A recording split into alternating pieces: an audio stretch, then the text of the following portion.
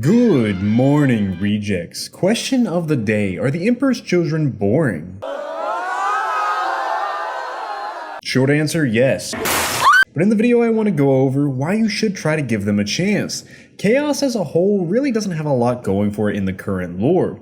After the Arcs of Omen series, which, damn Angron, you looking kinda beefy, Pookie, the threats to the Imperium really seem to be coming mostly from the massive Tyranid push. Which I ain't complaining, I do love me some little choppers, but the Chaos Legions generally don't feel as universal a threat as say in the 30k setting. Now you might say this makes sense. Chaos pressing into the Imperium is kinda the whole theme, and fair enough, you got me there. However, I raise you the point. Chaos Marines are dope and I want to see more of them in the current setting. Therefore, you're invalid and I am not. The founding lore and early days. For a quick rundown, let's talk about the main topic, the Emperor's Children. The 3rd Legion in the 30k setting had a really rough run of it. Back before Fulgrim, they were called the 3rd Legion. Honestly, couldn't find anything giving their official name, but that's fine and irrelevant to the rest of the video. The 3rd Legion were mostly formed of higher class Terran noble families which had chosen to support the Emperor during the Unification Wars. They saw a big shiny man and said, "Here, take my firstborn. He's probably gonna die to techno-barbarians anyway." These guys really don't do much of note other than simply protect the Emperor of Mankind during a rebellion. Somehow the Emperor got wounded, but that's fake news, not real. We all know nothing could harm the Emperor. While this act was really awe-inspiring, the main thing that came out of this was the 3rd Legion earning the Palatine Aquila, the sigil of the Emperor himself to wear proudly upon their titty plates. This distinct honor was only bestowed upon the glorious 3rd Legion, and on top of that beautiful golden sigil they got, I gotta pause for dramatic effect, Gene Seed Blight, let's go! Nurgle's calling his favors in early. This blight absolutely devastated the 3rd Legion. Everybody was coughing and dying and shitting. Overall, not a good time, which Astartes are pretty resilient to most ailments, but when you start shitting, coughing, and dying, it does put a hamper in your total force's numbers. For a solid year or so, this kind of blight ravaged the Legion, and eventually brought them all the way down to only 200 Space Marines. Chief Apothecary Fabius Bile, remember that name, was desperately working on a way to save the Legion. All was looking lost when, all of a sudden,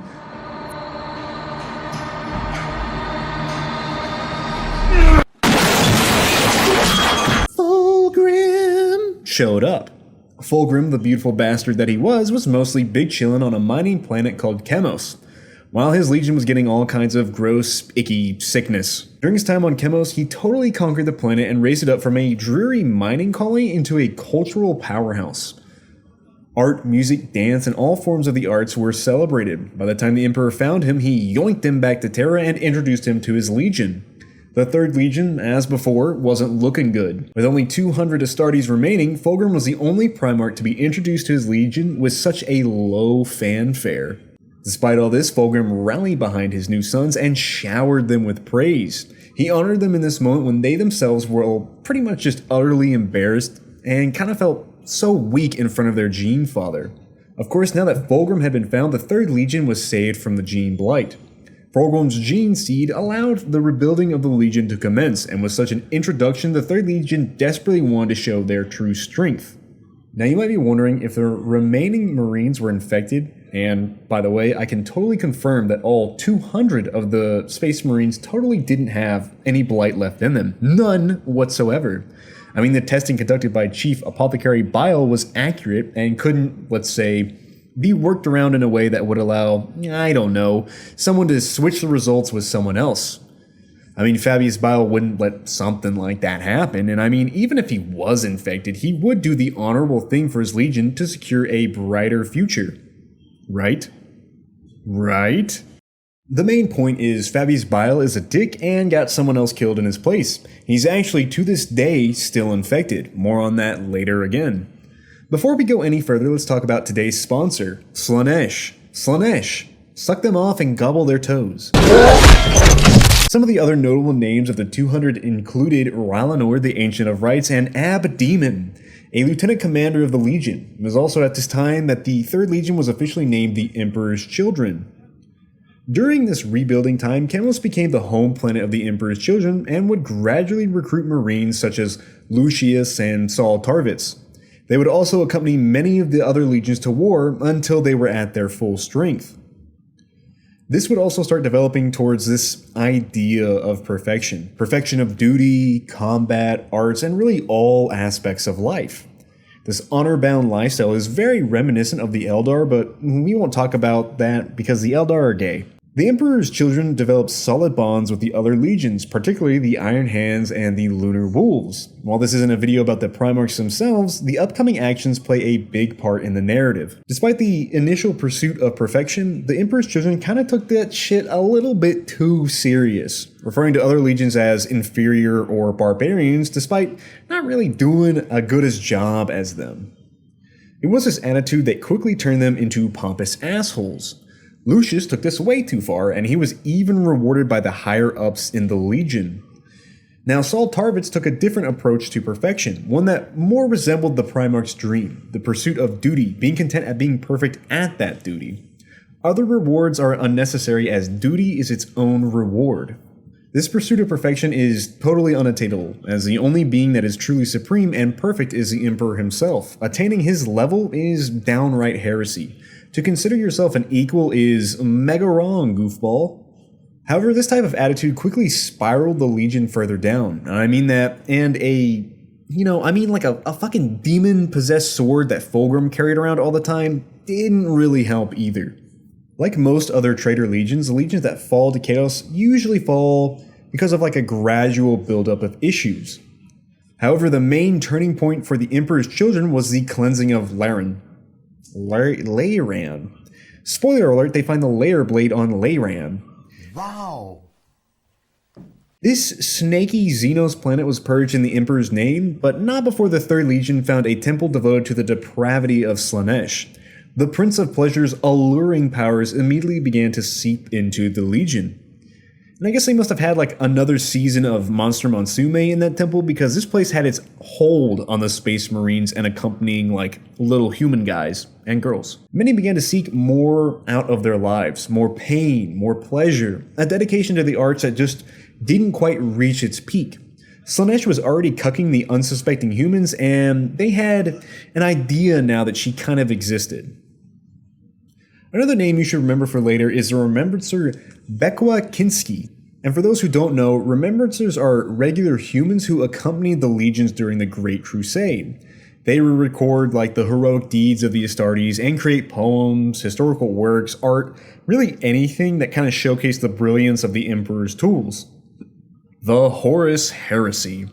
There's a lot of lore for the Heresy and the Emperor's children during this time, and it's honestly when they are kind of shining the brightest. Fulgrim's downward spiral due to the Layer Blade and the general haughtiness of the Legion quickly gave them a superiority complex.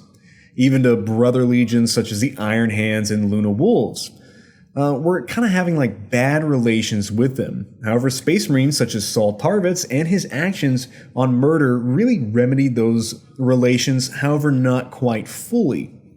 Now, Fulgrim, of course, is the main center point of the lore at this time, but I want to give you some notable standouts for the Emperor's children. Some obvious and some not so much, but I mean, if you've even looked into Space Marines, you pretty much know what's coming up. Probably the biggest standout, and one that everybody pretty much knows, is the Istvan III atrocity. This, of course, is when the traitor legions sent their loyalist elements to the planet before absolutely slaughtering them in a stunning act of betrayal. Saul Tarvitz found out about what was being planned and alerted the few loyalist forces, saving a few hundred of his brother's lives before Horus virus bombed the planet. Unfortunately, this was mostly delaying the inevitable. The Loyalists would find a stronghold and seriously push back the other legions for at least a little while. Also, as a side note, it should be mentioned that I fucking glazed the shit out of Saul Tarvitz. Not only did this dude's intuition figure out what was fixing to be planned by a Primarch, but he even went willingly to the planet to save his battle brothers. Lucius, of course, would turn traitor and would be primarily responsible for the downfall of his former brothers. Leading a resistance group of other Emperor's children, he would trick them into willingly going after other loyalist remnants. Because you have to remember, at this time, nobody knew who was on whose side. Lucius would then butcher the other Emperor's children, but not before Saul Big Dick Tarvitz got his hands on his bald-ass head. Saul Tarvitz challenged him to a duel, which is kind of scary in its own right. Lucius was a proud warrior who not only talked the talk, but walked the walk. This guy was renowned for his swordsmanship prowess, arguably being the best in the Emperor's Children Legion.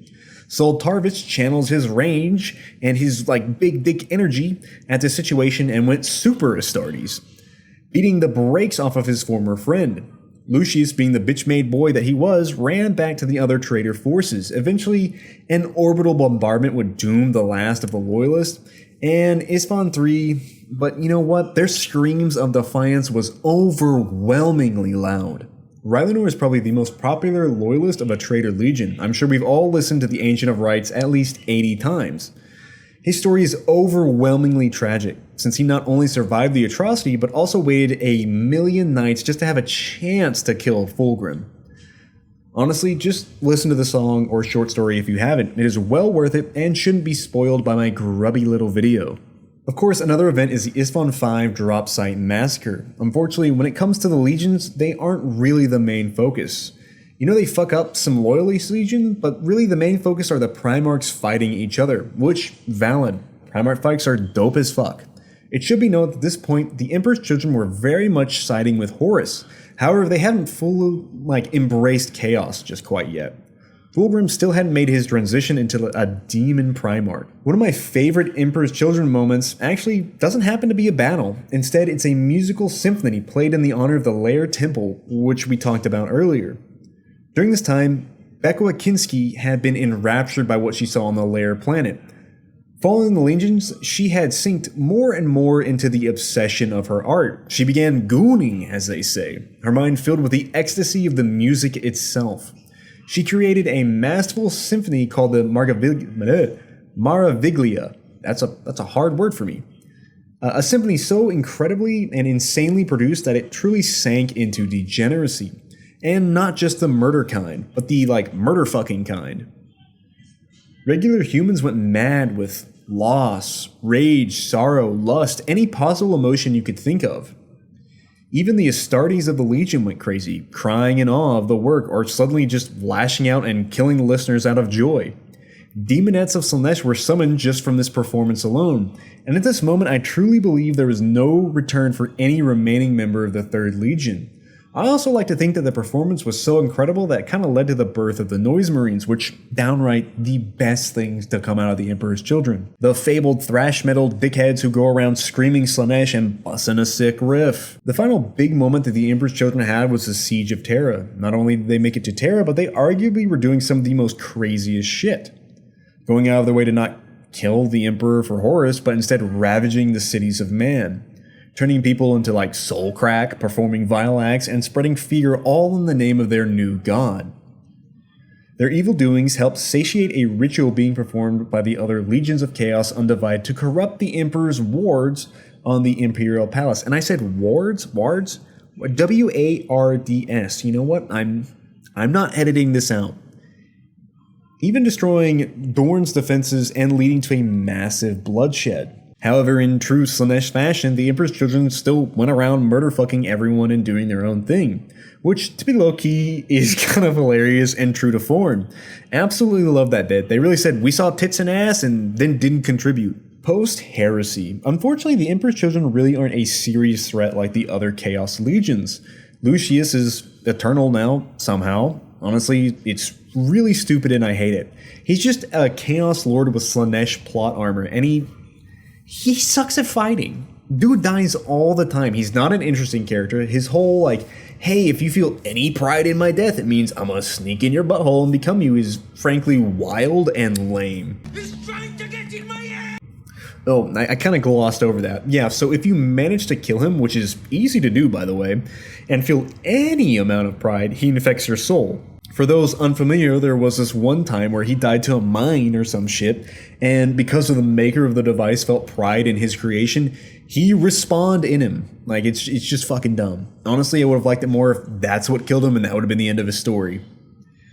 Really, there is one man carrying the Emperor's children on his back, and that's Fabius Bile, which is kind of funny because he really doesn't give a demonette's ass hair what happens to them.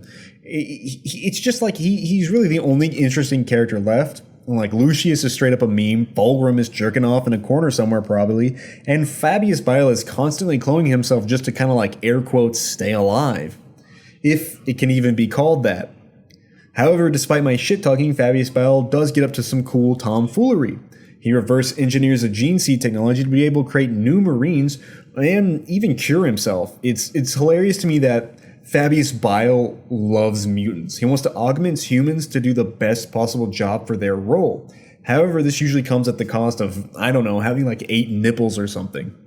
Hell, he even gets so good at it that he creates a clone of Horus, which gets bodied by Abaddon, and even a clone of perfected loyalist Fulgrim, which is actually insane. That's like an Emperor level feat. I mean, it's insane. Now, Belisarius Cawl has done some great things with his own mind, but he's very limited compared to Fabius Bile. Fabius Bile doesn't shy away from the warp. The only thing he runs from is his receding hairline. Currently, the Emperor's children are mostly just warbands, doing bro shit on bro time, hanging out with the bros. They mostly don't do much anymore, and this is a common problem for Chaos in general. Until Abaddon shows up and orders like a Black Crusade, we don't really have the Chaos Marine love out here. Really, we have to like wait until Fulgrim shows up, Fabius Bile does something awesome, or Abaddon. And I actually hate how short this section is, but in the current setting they don't do much. Now, once Fulgrim shows back up, we can get an awesome family reunion with Guilliman, which he has canonically spanked on 2 occasions. Fulgrim, however, isn't really even interested in his legions anymore, so there's that as well. There is a very interesting story where Fabius Bile creates a perfected clone Fulgrim, and the traitor Marines who saw him felt immense remorse and desperately wanted to return to the old days, the Great Crusade days. Honestly, a fascinating read, and an Emperor's Children redemption arc would kind of go nuts. Summary. To really bring a close to everything, if you're just focused on Emperor's Children strictly in the 40k setting, they aren't really super interesting, but that is simply because the spotlight isn't on Chaos right now, and it's definitely coming. The rumor mill is buzzing with the next Codex drop, and when we will see the next new Slanesh models. And with new models comes new lore, new books, how we might even get something animated on Warhammer TV. Probably not. They would just upload that to H-anime or some shit because you know it's going to be depraved. Now, the Emperor's Children are certainly worth a read and definitely worth getting an army for, especially 30k. Chaos Marines are so much fun to paint and mixed with demon armies. If they could somehow get more named units like the Orcs, I'm looking at you at Uftak Blackhawk, my mans, my stud. They could make a compelling character, and I could see them easily coming back into huge popularity. I mean, GW made the Ultramarines go from poster boys to generally actually interesting legions with just Guilliman's returning, so it's possible. Maybe it's possible. I don't know. Perhaps we could see Clone Fulgrim rescued and the legion return to its prime. I know Cawl wants to work with Traitor Gene Seed, so we will see. Anyway, hopefully you enjoyed the video. Feel free to leave a like and subscribe. I'm going to be just trying to cover some other legions and factions soon. If I missed something, leave your favorite Emperor's Children moment down below. Hopefully this video made your gibblets jiggle enough that you might be interested in deep diving the lore. And as always, thank you for watching.